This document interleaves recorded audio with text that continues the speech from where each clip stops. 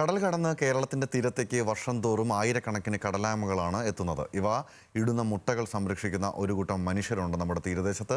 Olive Ridley വിഭാഗത്തിൽപ്പെട്ട കടലാമകൾക്ക് ആമത്തൊട്ടിലൊരുക്കുകയാണ് വൈപ്പിൻ സ്വദേശിയായ വർഗീസ്.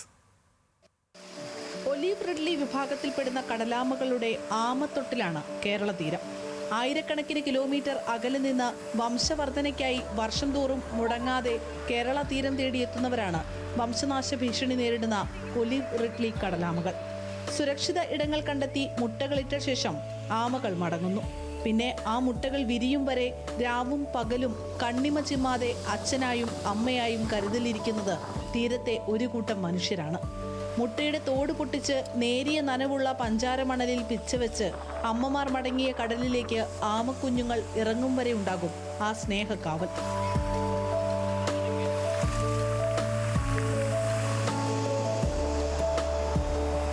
കേരളത്തിന്റെ സമുദ്രങ്ങളിൽ കാണുന്ന വംശനാശം നേരിടുന്ന വലിയ തരം കടലാമകളാണ് ഒലിവ് റിഡ്ലി കടലാമ.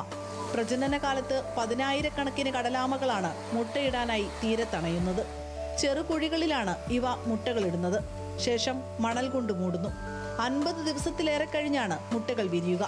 മത്സ്യത്തൊഴിലാളി കൂടിയായ വർഗീസ് ഇത് 4ാം തവണയാണ് ആമ മുട്ടകൾക്ക് സംരക്ഷണം ഒരുക്കുന്നത്. പരമ്പരാഗതമായിട്ട് ഇങ്ങനെ ആമ കയറാറുണ്ട്. അന്നൊക്കെ എന്ന് വെച്ചാൽ മുട്ട എടുത്ത ആളുകളുടെ മാർക്കറ്റിൽ കൊടുത്ത് കാശ് മേടിക്കലായിരുന്നു, വിൽക്കലായിരുന്നു.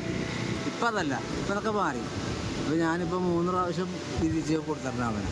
രാത്രിയൊക്കെ ഉറക്കം നിൽക്കണവർ പോയി പട്ടി വരും. 125 മുട്ടയാണ് അവിടെ ഇട്ടേക്കുന്നത്. അതിലിപ്പോൾ 42 ഇപ്പോൾ വിരിച്ചു വിട്ടത്. കഴിഞ്ഞ മാസം മാർച്ച് 1-നാണ് മുട്ടയിടാൻ അമ്മ ആമ എത്തിയത്. ഇത് കണ്ട വർഗീസ് ആമയ്ക്ക് സംരക്ഷണവും ഒരുക്കി. 48 ദിവസങ്ങൾക്ക് ശേഷം 42 മുട്ടകൾ വിരിയുകയും തുടർന്ന് അതിനെ പരിപാലിച്ച് എറണാകുളം ഫോറസ്റ്റ് റേഞ്ച് ഓഫീസർമാരുടെയും നേവി ഉദ്യോഗസ്ഥരുടെയും നേതൃത്വത്തിൽ കടലിലേക്ക് അയച്ചു. 2 ദിവസത്തിനുള്ളിൽ ബാക്കി മുട്ടയും വിരിയുമെന്നാണ് പ്രതീക്ഷ. മനുഷ്യനും പ്രകൃതിയും തമ്മിലുള്ള കൊടുക്കൽ വാങ്ങലുകളുടെ ഇനിയും നഷ്ടമാകാത്ത ചില തീരക്കാഴ്ചകളാണ് ഇവ.